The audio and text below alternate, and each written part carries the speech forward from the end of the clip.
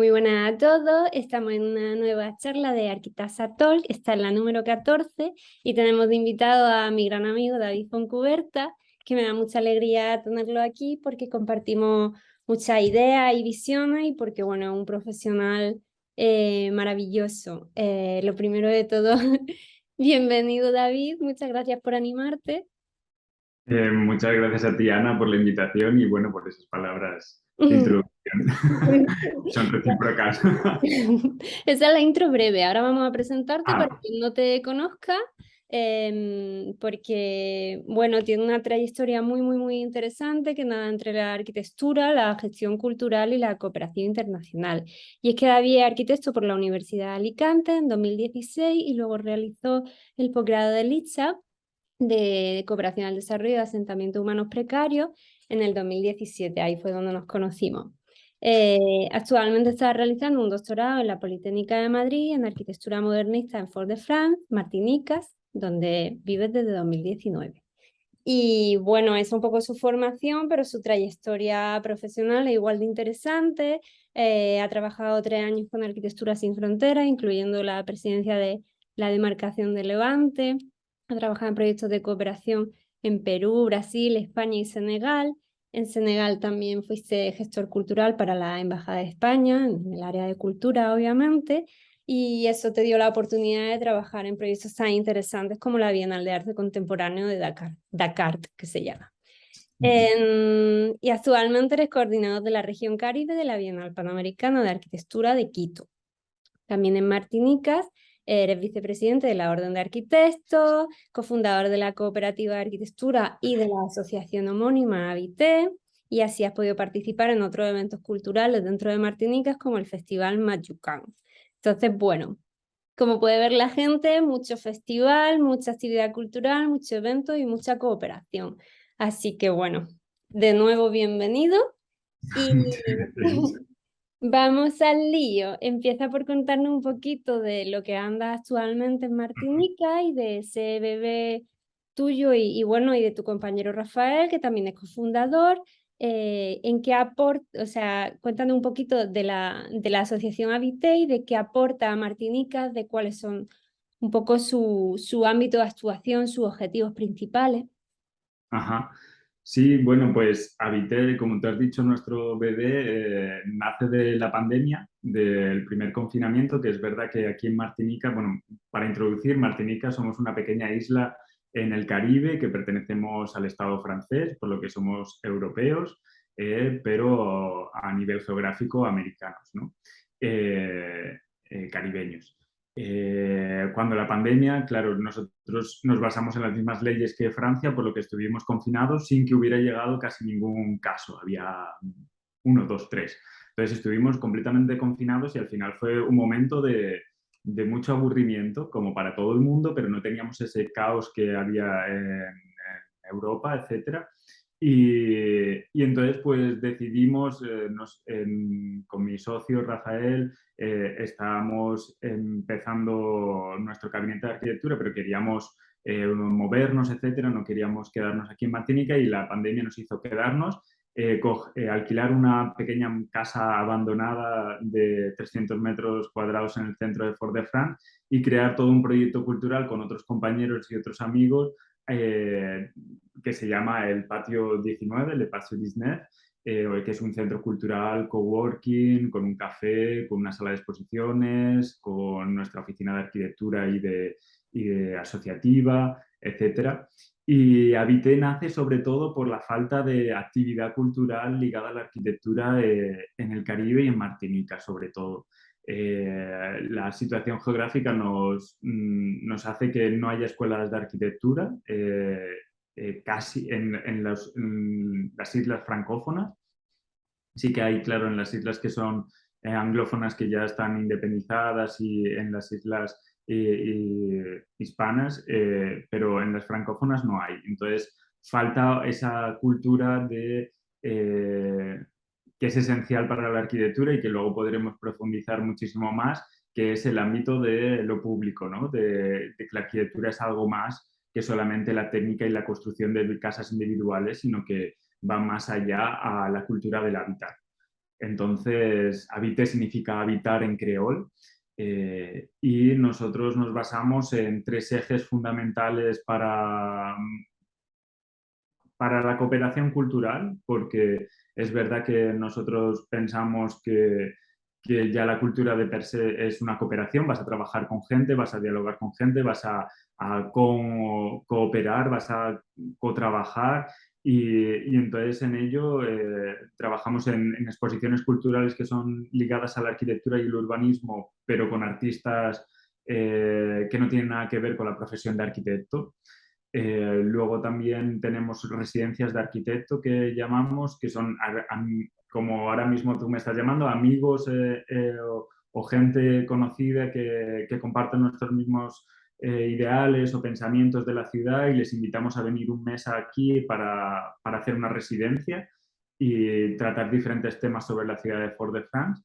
Y por último son las acciones transformativas, que son más proyectos que salen de la labor del profesional del arquitecto cliente y son proyectos que nosotros nos inventamos, en plan, para reflexionar sobre el espacio público, para reflexionar sobre la fachada, para reflexionar sobre el urbanismo, etcétera. Pues esos son ese tipo de proyectos y son los 3 ejes que llevamos en Habite.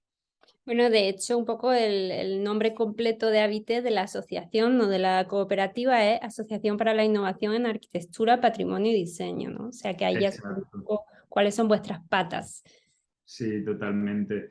La verdad que llevamos, ahora en octubre hacemos, ahí ya estamos en noviembre, pero hacemos 2 años de la asociación y la verdad que estamos muy, muy contentos con todo lo que ha habido, con toda la acogida también en la sociedad, porque nosotros siendo extranjeros pues es un poco más complicado, pero la verdad que muy contentos.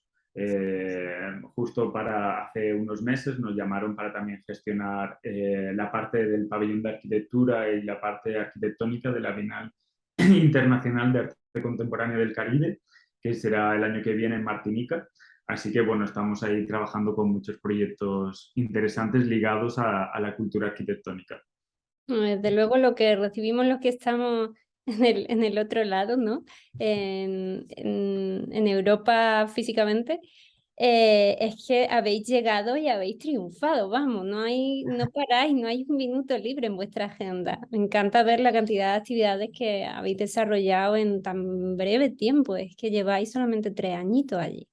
Sí, es verdad que nosotros mismos nos sorprendemos y también es lo que, bueno, hay muchos refranes que nos pueden acompañar, ¿no? De que ninguno somos eh, profetas en nuestra tierra, es decir, yo no imaginaría crear esto en Alicante, en mi ciudad natal, o Rafael en Caracas o lo que sea, sino que hemos venido aquí más bien como el hecho de ya hemos salido de la zona de confort y la zona de ya de riesgo te permite arriesgar muchísimo más, ¿no? Y entonces sí que es verdad que es un proyecto que estamos muy involucrados, hay mucha gente también y lo bueno que es que ha tenido una involucración de la ciudadanía local muy fuerte, ¿no?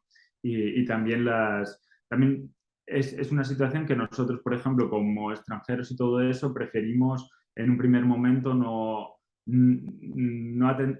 como no atender, sí, o no responder mucho a subvenciones, etcétera, sino realizarlo con nuestro propio trabajo, ¿no? Y bueno, eso viene por nuestro carácter también que tú comentabas antes de arquitecto, de arquitecto involucrado en Arquitectura sin Fronteras, etcétera, en la cooperación al desarrollo, que a veces estamos mal acostumbrados a que nuestro trabajo o nuestro dinero personal lo invertimos en proyectos de desarrollo local o desarrollo comunitario. Y es así como nosotros montamos el proyecto al principio y es verdad que ahora ya contamos con una serie de apoyos económicos, sobre todo el Ministerio de Cultura del área de arquitectura, porque han visto que somos capaces de hacerlo y que hace falta y que antes decían, bueno, es que no hay público interesado para la arquitectura. No, es que a lo mejor los arquitectos no estábamos haciendo interesante nuestra profesión y nuestro tipo de arquitectura, ¿no? Exacto. Y como arquitecto que tiene una relación tan fuerte con la cooperación y con la cultura, ¿cuál ves tú que es la relación clave entre estas tres piezas? Arquitectura, cooperación, cultura.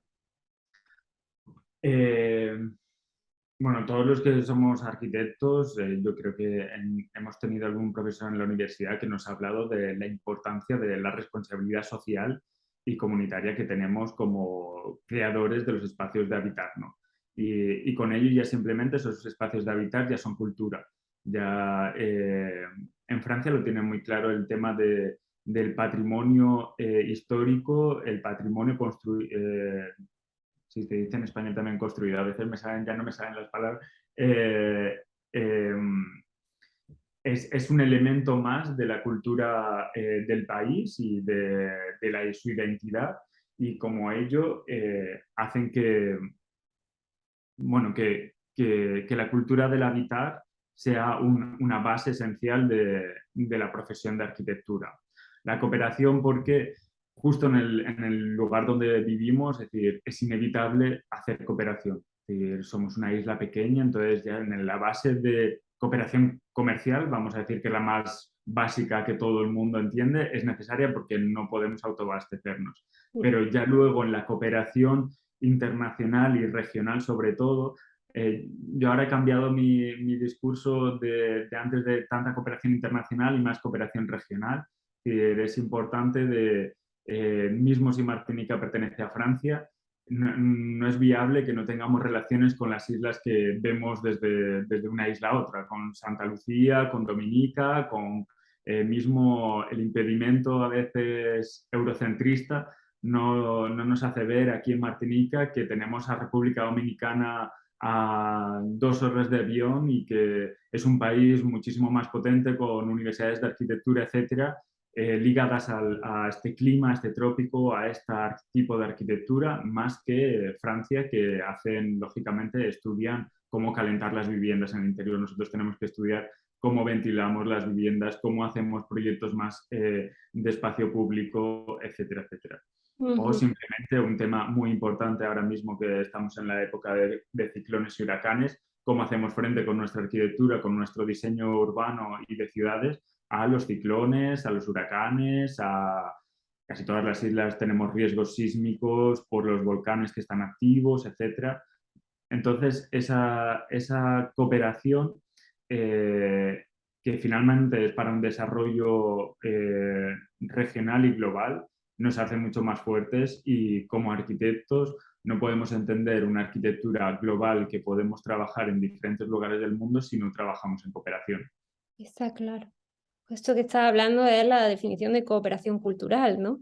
Era Sí. uno de los temas que queríamos hablar de ello, pero ya ha salido a colación y ya está ocurriendo. Es necesaria la cooperación entre culturas cercanas, culturas que se pueden dar apoyo, y todos esos compromisos bilaterales, ¿no? De intercambios, residencias, como estáis haciendo con vuestra asociación, y crear esos vínculos de cooperación también en el ámbito cultural, efectivamente, porque es de gran importancia. Y habíamos estado hablando en los 5 minutitos de antes de entrar a grabar que cultura viene de cultivar, ¿no? Es el cultivo del alma, ¿no? Y su existencia es básica en el desarrollo humano, en el desarrollo de las sociedades, de comunidades y ciudades, ¿no? Y hablando un poco de cooperación al desarrollo, es un tema que siempre aparece en el core, ¿no? De toda formulación, la importancia de la cultura. Pero después, siendo la cooperación al desarrollo un campo tan complejo, sometido a tanta escasez, tanta calendario a veces firme y metodología, que a veces no encajan bien, ¿no? Entre las entidades financiadoras, las entidades que desarrollan proyectos a nivel local, surgen siempre calendarios rígidos o complicados que someten a los proyectos a un ritmo de desarrollo en el que, por desgracia, en la práctica, al final, la importancia de la cultura en el desarrollo humano a veces queda relegado a algo anecdótico, ¿no? Apartado por otra urgencia imperiosa. Entonces, bueno, como tú tienes bastante trayectoria en cooperación internacional, por recordar, bueno, aparte de que ha sido miembro de Arquitectura Sin Fronteras por muchos años, pues tiene experiencia Perú, Brasil, Senegal, etc. Haciendo un pequeño vistazo atrás a los proyectos en los que tú has estado o a proyectos que has podido conocer en ese recorrido, ¿cuál dirías tú que han sido los puntos en los que consideras que se acertó y los puntos en los que se pudo fallar al incluir la cultura como un elemento clave del proyecto? Sí, bueno, pues es verdad que como yo he estado en dos instituciones diferentes o desde dos ámbitos diferentes, hablando de cooperación cultural o cooperación al desarrollo cultural, en la Embajada de España en Senegal o en el proyecto Fintechantropus en Perú, hay una mirada completamente diferente, porque una es como diplomacia y la otra es más desde la ciudadanía proponer proyectos para desarrollarnos nosotros localmente.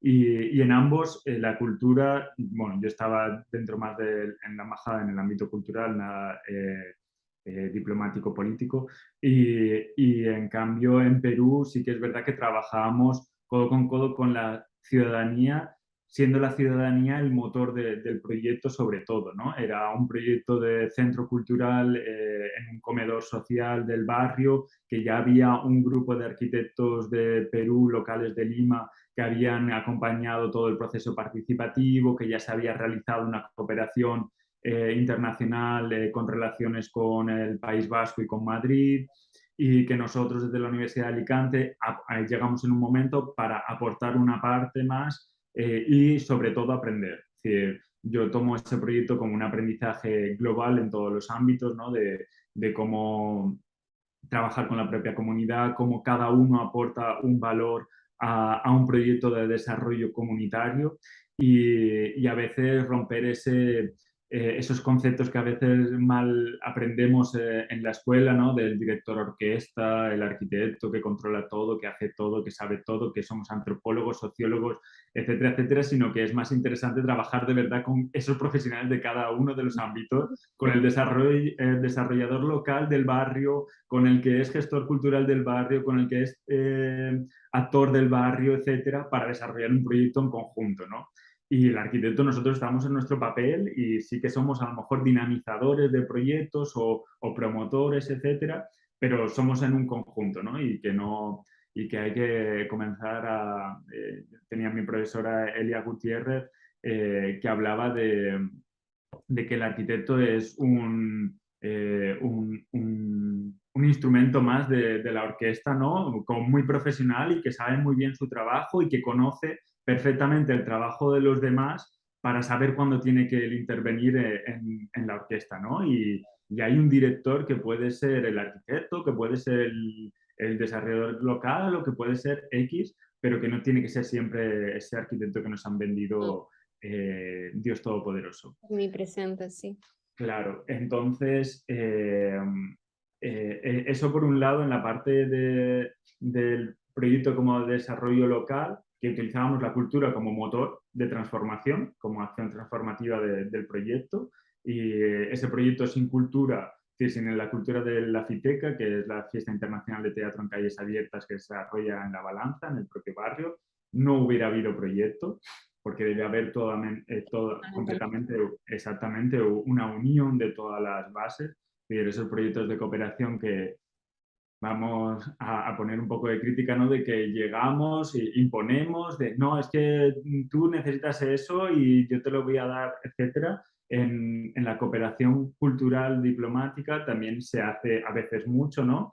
Hay unos dineros que se tienen que gastar porque desde Bruselas, hablo de la cooperación europea, desde Bruselas se deciden que tienen que invertirse en el Sahel, porque hay mucha inmigración de Mauritania, de Senegal, de Mali, etcétera, donde entonces vamos a invertir militarmente, pero a la vez cultural para no ser tan mal vistos. Y a veces esos proyectos se pierden cuando no hay buenos gestores que tengan una base real de la cooperación al desarrollo cultural, ¿no? Y esos proyectos a veces se convierten en un colonialismo cultural, que yo te impongo mis artistas a exponer, que yo te impongo mi manera de ver la cultura, que yo te impongo mi manera de ver una bienal de arte contemporáneo, en vez realizar una cooperación, de trabajar conjuntos los gobiernos para poder desarrollar diferentes estrategias en sintonía o para buscar similitudes o reflexionar o la investigación que tan importante es para este tipo de proyectos, ¿no? Y que nos dan una cultura sin investigación. Al final el cultivo se pierde, ¿no? Y lo que hablas, lo que tú mencionabas en intervención de lo de cultura, cultivar, etcétera, lo vemos nosotros muy presente aquí en Martinica, ¿no? Sin haber escuela de arquitectura, sin haber una base científica del pensamiento arquitectónico, nos dedicamos a hacer viviendas que el promotor, que la constructora, que el artesano, etcétera, quiere, ¿no? Porque no hay nadie que se reflexiona, que se dice y se plantea de, ay, ¿cómo puedo yo mejorar esto para innovar? ¿Cómo yo puedo hacer mejor, ¿no? Y eso en la cooperación es muy importante. Es decir, una cooperación sin investigación, sin repensar eso a las bases, al final vamos a un colonialismo que nunca se ha acabado, pero a una segunda ola de colonialismo, ¿no? De cooperación cultural. Ujú. Sí, me ha gustado que ponga el ejemplo de Pithecanthropus. Creo que al público, especialmente a la gente que no sea de estos ámbitos, ¿no? De la cooperación cultural, cooperación al desarrollo, etc., igual le resulta muy teórico esas cuestiones de las que estamos hablando, pero poniendo el ejemplo de un proyecto concreto, además un proyecto de un éxito demostradísimo como es este centro cultural, que bueno, invito a todos los que vayan a ver el vídeo que echen un ojo porque de verdad es una maravilla la labor que han hecho tanto la gente del barrio como las asociaciones culturales asociadas a ellos y todos los artistas que han participado, ¿no? Entonces creo que también como cuesta mucho en tu trayectoria hacer la mitosis, creo que era la mitosis, ¿no? La biología la tengo un poquito olvidada. Entre cooperación y cultura, cooperación al Ujú. desarrollo y cooperación cultural en tu trayectoria están juntas, ¿no? Efectivamente, Sí. la separación entre ellas es más relativa a quién es el propulsor, ¿no? ¿Es una institución o es una organización ciudadana? Esa es más la diferencia, no tanto la separación, esto es cooperación al desarrollo, esto es cultura.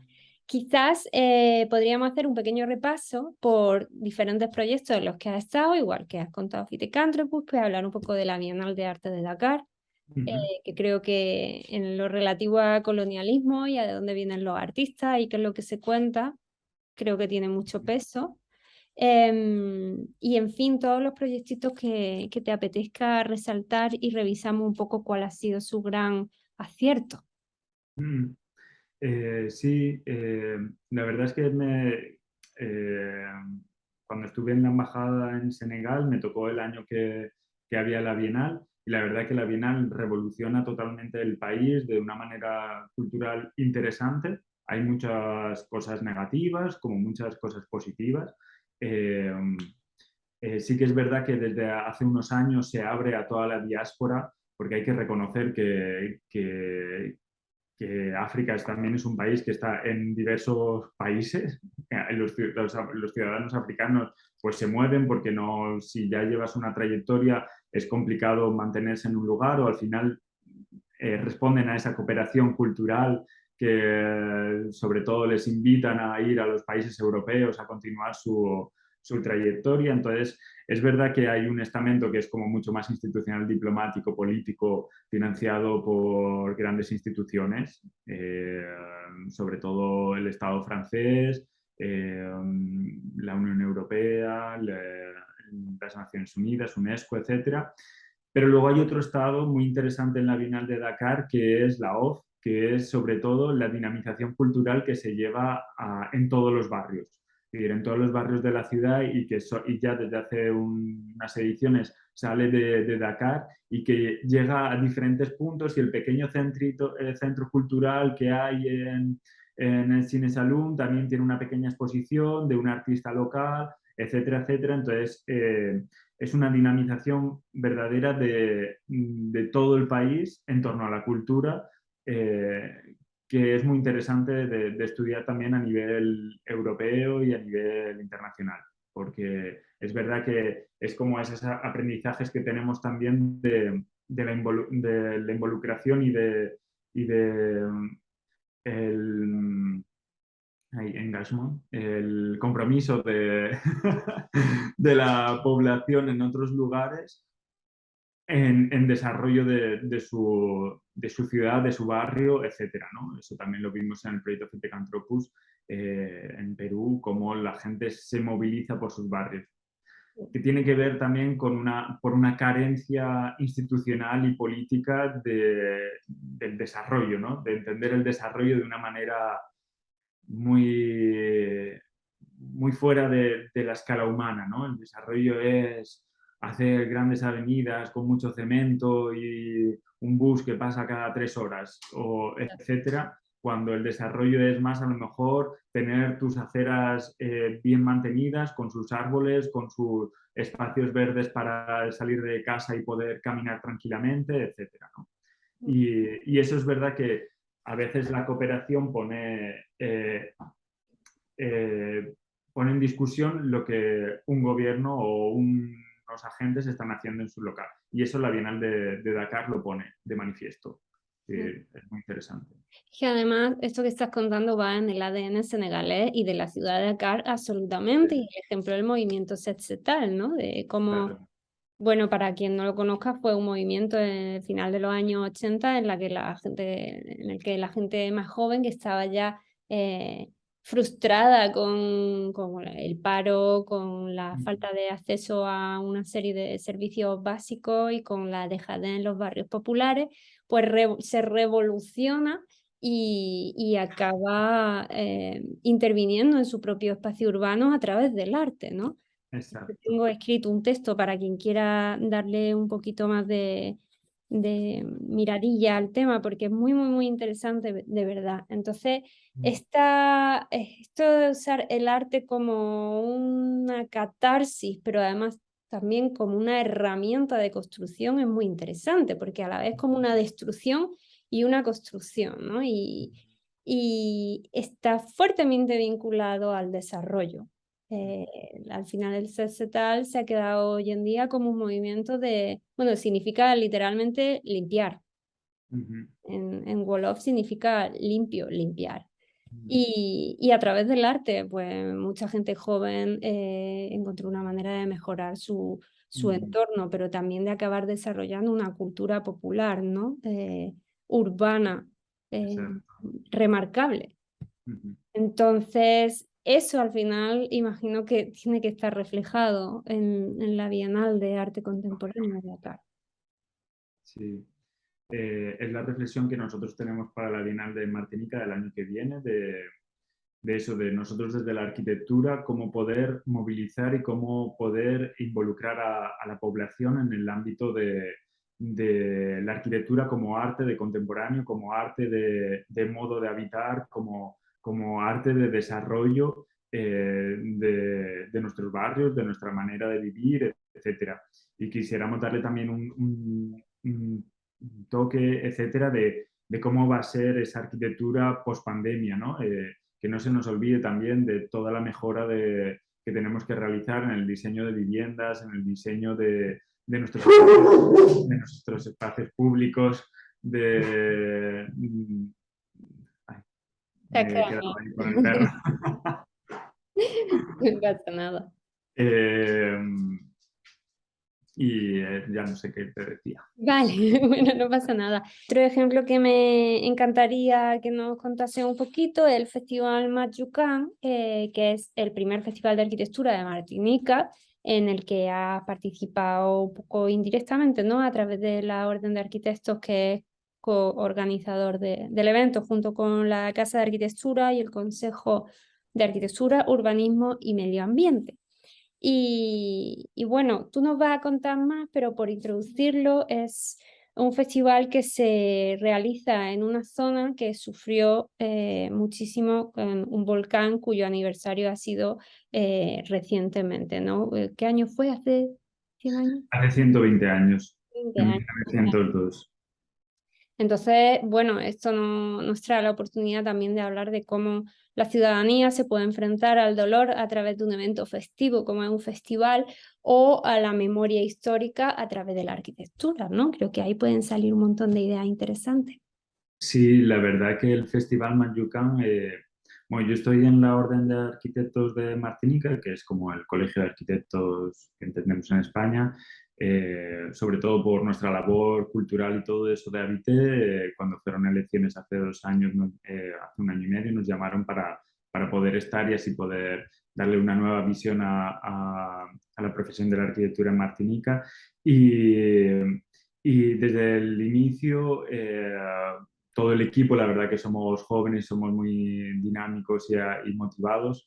El año pasado hicimos un pabellón de arquitectura que tuvo mucho éxito, etcétera, con materiales locales y naturales. Y este año queríamos lanzar el Festival de Arquitectura Manllucan en relación a la misma idea del Festival de Architecture Vive de Montpellier o el Festival en Logroño de Concéntrico, etcétera, de cómo dinamizar durante un fin de semana, una semana, una pequeña ciudad o un pequeño barrio en la ciudad, ¿no? Y poner en valor la arquitectura. Justo este año era el 120 aniversario de la explosión del volcán. Para haceros una idea, Saint-Pierre era la antigua capital de la isla, de Martinica, perdón. Ahora es Fort-de-France, la capital, y tenía una capacidad de población de 30.000 habitantes. Ahora hay 4.000.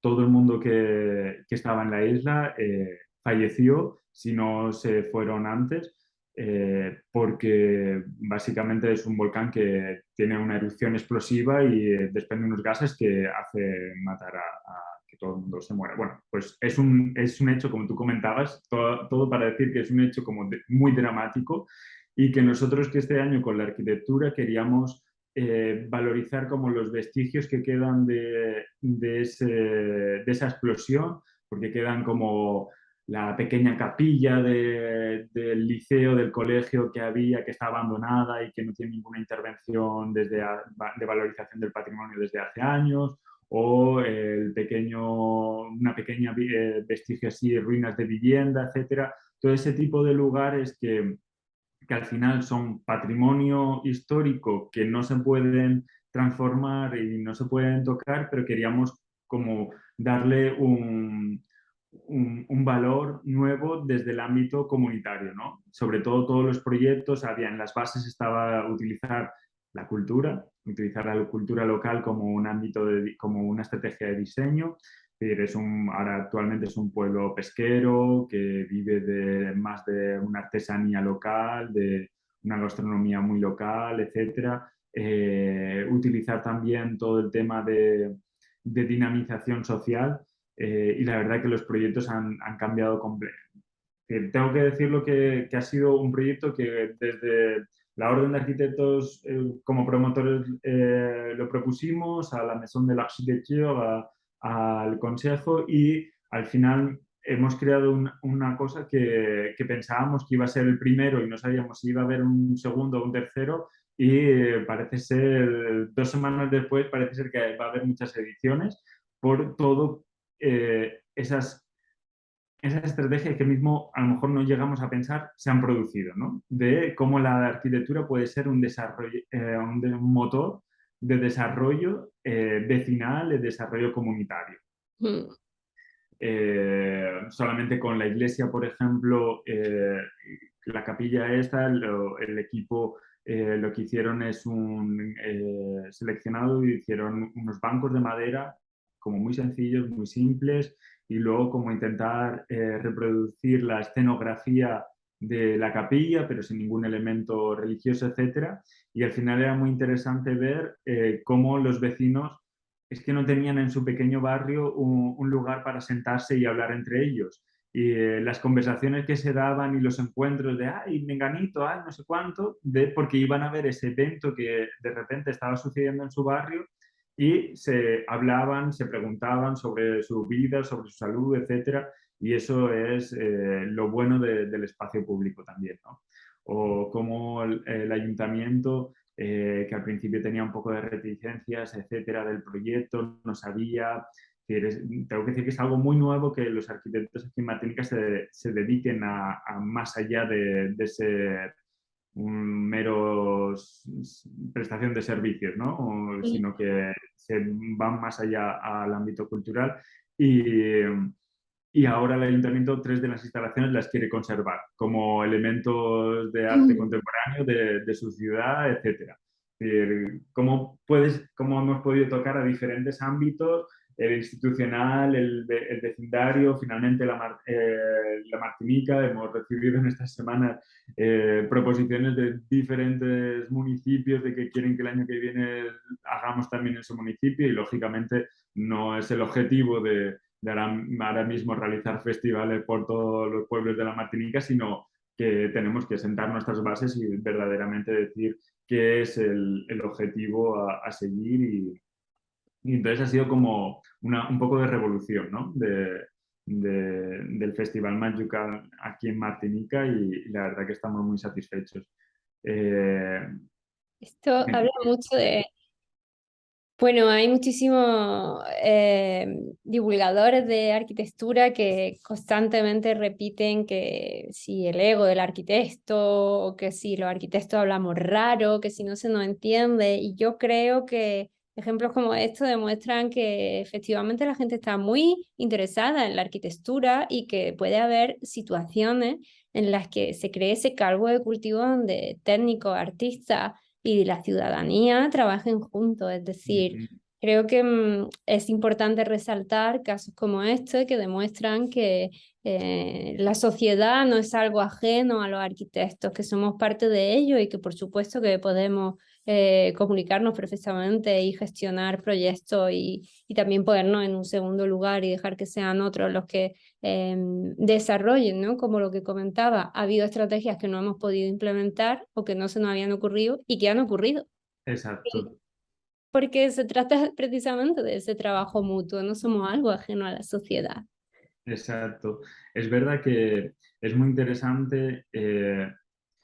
Yo por mi carácter, a lo mejor de haber vivido en diferentes lugares del mundo desde hace un par de años, también dejar muchas cosas a la adaptabilidad bueno, y todos hemos aprendido con la pandemia a saber adaptarnos y a la flexibilidad, de que hay parámetros que no podemos controlar, ¿no? En este mundo del BIM que queremos parametrizar completamente todo. Y como tú hablabas también antes del problema que tiene la cooperación al desarrollo a veces en el que hay unos plazos y unas subvenciones se tienen que acabar en el año fiscal, etcétera. Tú dices, ya, pero es que la vida no se acaba el 31 de diciembre, el 1 de Mm. enero tenemos que continuar. Y, y a veces es importante tener en cuenta todos los posibles que van a suceder y también saber adaptarte a lo que llega para poder sacar lo mejor de esa parte, ¿no? Eh, y eso Absolutamente. en el ámbito de cooperación es que es esencial. Es decir, yo me niego ahora mismo, cuando estudiábamos el ICHAF, que hay que tener todo controlado, todo parametrizado, todos los objetivos generales, específicos, etcétera. Hay veces que hay objetivos específicos que es que van a salir durante el Pero padre, proceso del proyecto y tú no los puedes prever antes porque a lo mejor no has tenido la posibilidad de tener completamente todo. Lógicamente, en un proyecto de cooperación a largo plazo en el que ya hay una trayectoria, hay verdaderamente una cooperación local con los agentes que hay en el propio barrio donde se desarrollan los proyectos, se podría parametrizar, pero hay que también entender que la sociedad vamos cambiando y que hay cada vez que... más rápido además. Exacto. Y que no podemos hacer proyectos de cooperación igual que se hacían hace 3 años, porque no estaba todo el tema de la pandemia o el tema de la energía, o etcétera, etcétera. Mm. Entonces, qué importante también es dejar a poder motivarse con nuevas cosas o nuevas acciones que surgen en el día a día. Sí, especialmente en proyectos iniciáticos, ¿no? Que es muy Sí, complicado contar con todas las voces de partida mientras estás claro. tratando de mediar entre las instituciones y tal para que se involucren en algo. Entonces, a veces hay que dejar simplemente ventanas abiertas para que puedan entrar Sí, sí. voces que, aunque hubieras intentado incluir tú, sigue siendo una intención como más unilateral, ¿no? Mientras que dejando la ventana abierta, es más un diálogo. Mm. Nos va quedando poquito tiempo, pero tenemos todavía un montón de cosas interesantes de las que hablar. Así que bueno, lo dejo a tu elección si quieres contarnos un proyectito o dos más y vamos a ir cerrando esta charlita de 45 minutos. Así que cuéntanos, porque claro, tenemos por ahí la Bienal de Quito, tenemos un montón de Ajá. otras actividades que desarrolláis con Avité. Bueno, Sí, cuenta. bueno, justamente por contarte un poco de, o contaros la Bienal de Quito, la Bienal Panamericana de Arquitectura del Ecuador, en Quito, que este año, bueno, se va a celebrar entre el 14 y el 18 de noviembre y que por casualidades de la vida coincidí con la presidenta del Colegio de Arquitectos del Ecuador, con María Samaniego en una reunión de órdenes de arquitectos panamericana y luego me propuso poder trabajar sobre el desarrollo o comunicación de la Bienal en el ámbito caribeño, porque, como ya te comentaba al principio, somos una región que tenemos escasas universidades o escaso investigación arquitectónica y al final eso es lo que conlleva que no haya una comunicación arquitectónica, una divulgación, que no haya otros que cuenten sobre la arquitectura de los otros y la gente no valoriza al final su propia arquitectura, ¿no? Entonces, pues bueno, he estado de coordinador y también miembro de uno de los jurados, que será enunciado en noviembre, los ganadores. Y la verdad que es muy interesante cómo la Bienal Panamericana de Arquitectura, cómo puede generar toda una visión global del continente, ¿no? Siempre muchas veces tenemos la división entre el continente americano, entre el norte, sur, el centro, el Caribe, y cómo la Bienal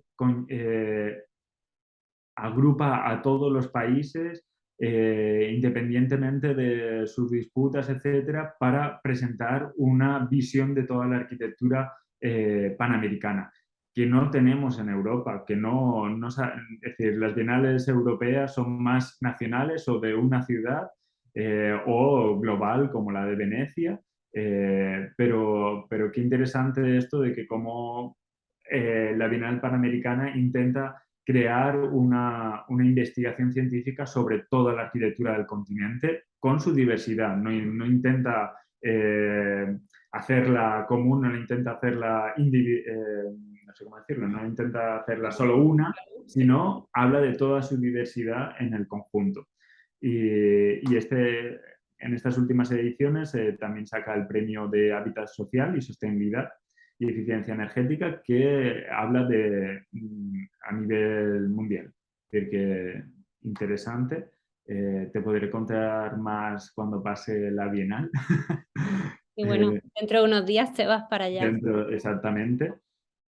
Y luego, si quieres contarte algunos proyectos que llevamos en marcha en Habité, que por ejemplo, en Habité, la verdad que somos pequeñitos, pero estamos haciendo muchas acciones porque intentamos también valorizar todo lo poco que hacemos. Es decir, lo importante de la divulgación arquitectónica también para poder poner en valor y poner en el ámbito cultural la arquitectura. Eh, por ejemplo, leí un artículo del País de Izaskun Chinchilla cuando sacó su última publicación, que hablaba sobre el espacio de 12 metros cuadrados en la ciudad que están dedicados a un electrodoméstico privado, que es el coche, y que lo tenemos completamente metidos en la mente de que yo tengo derecho a dejar mi coche en el espacio público, pero si yo saco mi sofá y mi nevera en esos 12 metros cuadrados, todo el mundo se revoluciona, viene la policía, etcétera, cuando debería ser lo mismo, ¿no? Es decir, un coche es algo privado y un frigorífico es algo privado. Si alguien su coche lo puede dejar en 12 metros cuadrados, ¿por qué yo no? Pues eso lo tradujimos aquí. Fort-de-France es una ciudad que por diversas crisis económicas, etcétera, está muy tocada el centro de Fort-de-France y no se ha repensado sobre el espacio público, sobre cuál es el diseño a escala humana, cuál es el diseño feminista de la ciudad. Justamente la residencia que tenemos ahora mismo de Peggy Gibán, una arquitecta que vive en Noruega. Eh, y nosotros hicimos el año pasado un taller con funcionarios del ayuntamiento y otro con artistas y gestores culturales de cómo pensar repensar esos 12 metros cuadrados de espacio público. Al principio solamente sacábamos la comunicación y todo eso de qué puedes hacer en 12 metros cuadrados. Y todo el mundo preguntaba, ¿pero por qué 12 metros cuadrados? ¿Por qué no sé cuánto? ¿Por qué no sé qué? Y no, pero tienes que pensar o tienes que imaginar qué tú podrías hacer en 12 metros cuadrados y no sé qué. Y la gente, la verdad, que hizo unos diseños súper interesantes, cada uno lógicamente desde su punto de vista. Y luego hablábamos de que esos 12 metros cuadrados son una plaza de parking del espacio público. Y veíamos y hablábamos de cómo en Fort-de-France tenemos aceras de 80 centímetros de ancho, con la papelera que te quita ya 30, etcétera. Y la plaza de parking siempre tiene sus medidas reglamentarias. Mm. 2 o 2,5 metros de ancho por sus 5 metros de largo, etcétera. Y nada, fue la verdad que es súper interesante cómo pudimos desarrollar eso y cómo ya en la ciudad nosotros no hemos hecho, porque la idea era que nosotros construyéramos uno de esos módulos, sacar módulos diferentes y poder construirlo. Nosotros no hemos podido construirlo por diversas razones, pero ha habido otra asociación que nos ha pedido los derechos, por supuesto, es Creative Commons. Hay un restaurante que acaba de construir su pequeña plaza de parking, lo hemos llamado en creol, quizá Café d'Adam Met Café, sobre el mismo diseño que los talleres que se realizaron. Y qué interesante esa pequeña iniciativa, cómo ha podido desarrollar y a lo mejor simplemente apropiar. Y en vez de, nosotros hablamos de, si tú eres un comercio y quieres privatizar tu plaza de parking, ¿no? Que durante la pandemia se hizo muchísimo, aquí no tanto, pero en España se hizo mucho lo de privatizar la plaza de parking para el comercio, para tener una terraza, etcétera, pero que nosotros implementamos de que esa terraza, cuando tú cierres, que sea un espacio público, que no siga siendo del derecho a todo el mundo, ¿no? Y si tus horarios es de solo de cena, que por la mañana pueda haber una señora que necesita descansar y se siente en el módulo que se ha creado en tu terraza. O diversas cosas de si hoy tú no la vas a utilizar o durante el mes de agosto estás cerrada, que la pueda utilizar o el comercio de al lado para crear o la asociación de al lado para crear su biblioteca al aire libre, ¿no? Y esas eran las propuestas que sacamos con un pequeño articulito que leí de Izaskun Chinchilla y la pusimos en valor aquí en Martinica. Eso, una de todas las acciones que vamos haciendo y siempre empezamos así como de algo muy chiquitito y que al final hay mucha gente que se añade y al final desarrollamos algo que tiene su valor y que tiene su importancia para el cambio de la mentalidad también, de la manera de habitar, de la manera de comportarse en el espacio público y en la ciudad. Y bueno, con todas estas cosas que hemos hablado, vamos a ir haciendo una preguntita de cierre que al final es como sacar el extracto, ¿no? Del alambique. ¿Qué gran valor aporta la gestión cultural a la disciplina de la arquitectura? El gran valor yo creo que es ponernos siempre en un desafío, ¿no? De intentar, lo hablabas tú también antes, de cultivarse, de poder hacerlo mejor y de poder ir siempre a una innovación. Al final, en el término de innovación, de simplemente de ponerse retos y poder cambiar. El gestor cultural dentro de la arquitectura, por ejemplo, nos va a poner en valor todo el desarrollo social de la arquitectura, todo el desarrollo cultural de nuestra profesión, y, y no dejar simplemente a los que también hemos trabajado, como vamos a decir, como profesión formal, a solamente responder a un programa de usos del cliente y de presupuesto, etcétera. Vamos a hablar de lo importante que es el habitar para todos nosotros, para poder convivir, para poder mejorar como sociedad, para poder tener un objetivo y que el arquitecto pueda entrar dentro de esos poderes de decisiones, ¿no? Eh, de decisiones que, vuelvo a repetir antes, pues si acaso alguien malinterpreta, son comunitarias y son de todo el mundo y de todas las profesiones y de todos los ámbitos y de todos los ciudadanos, ¿no? Pero es esencial cuando hablamos de arquitectura de hacer una reflexión y una investigación sobre ello, una divulgación científica sobre ese ámbito. Y yo creo que a lo mejor no se llamaría gestor cultural como tal, sino, pero yo creo que esos arquitectos que se dedican a hablar de otros arquitectos o de la arquitectura en grandes palabras, es los que hacen que todo vaya avanzando y vayamos desarrollando una arquitectura mejor. Bueno, David, pues nada, ya hemos terminado. Muchísimas gracias por todo Muchas lo que gracias a hemos ti. contado. Muchísima suerte para las actividades que vienen y bueno, de nuevo invito a todos los que vayan a ver este vídeo a que bichen y a que os pongan en contacto con vosotros, que os Claro, pongan sin también problema. actividades, que participen, que por ejemplo el Festival de Machucán tenía una convocatoria abierta para todo el mundo, Sí, por supuesto. exacto.